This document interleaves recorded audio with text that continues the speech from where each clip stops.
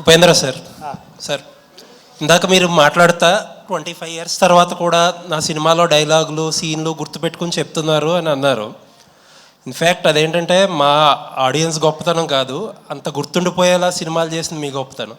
అయ్యో thank you అండి, మీరు చెప్తున్నారు. ఇన్ఫ్యాక్ట్ మీ ఏవి వేస్తున్నప్పుడు ఆ సీన్ అన్నీ చూస్తుంటే ఇప్పుడెప్పుడో పాత విషయాలు అన్నీ గుర్తొచ్చి there is a smile on hour face. Maybe మీరు సాధించిందంతా ఇది గ్రేట్నెస్ మీది.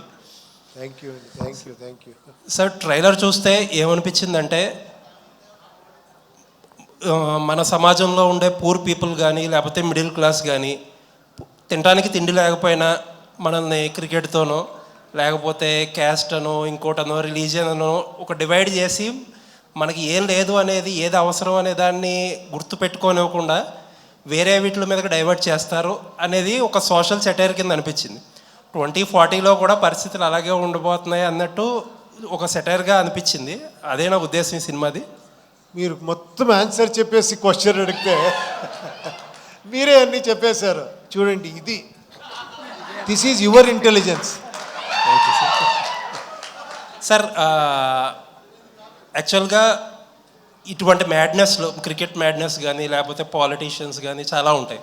దాంతోపాటు సొసైటీలో హీరో వర్షిప్ లేకపోతే ఫిలిం వర్షిప్ అనేది కూడా కొన్ని చోట్ల చాలా ఎక్స్ట్రీమ్ లెవెల్స్లో ఉంటాయి. దానికి సంబంధించి కూడా ఏదైనా ఉంటుందా సినిమాలో? చూడండి, చాలా మీకు నాకు సంబంధం ఇచ్చిన ఇది ఉంటుంది.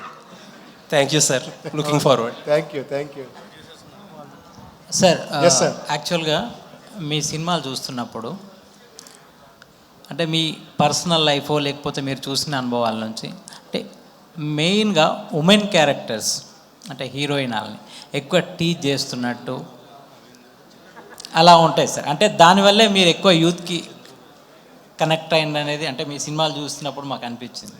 అంటే ఎందుకు సార్? అంటే మీ పర్సనల్ లైఫ్లో ఏమన్నా అలాంటి అనుభవాలు ఉన్నాయా? ఏమండి ఇలా అడిగేశారు? ఇప్పుడు ఎవరారా గర్ల్స్ని అడగండి, ఆ టైంలో నా మీద జలస్లో ఇలా స్ప్రెడ్ చేసేసారు. బట్ గర్ల్స్ అన్ను చూసి ఎంజాయ్ చేశారు. నాకే వచ్చి చెప్పేవాళ్ళని కరెక్ట్గా చెప్పారు మీరు అని. మీరు అందుకే గర్ల్స్ వెళ్తే వైఫ్స్ వెళ్తే మనకి డేంజర్ అని గర్ల్స్ అన్ని వెళ్ళకూడదు ఆయన ఫిల్మ్కి అని చెప్పేశారు మీరు. కరెక్ట్ కదా? తర్వాత చూశారు అందరూ, తర్వాత నాకే చెప్పారు ఎందుకు నా హస్బెండ్ నాకు వద్దు చూడొద్దు అని చెప్పింది, చాలా కరెక్ట్గా చెప్పారు మీరు అని.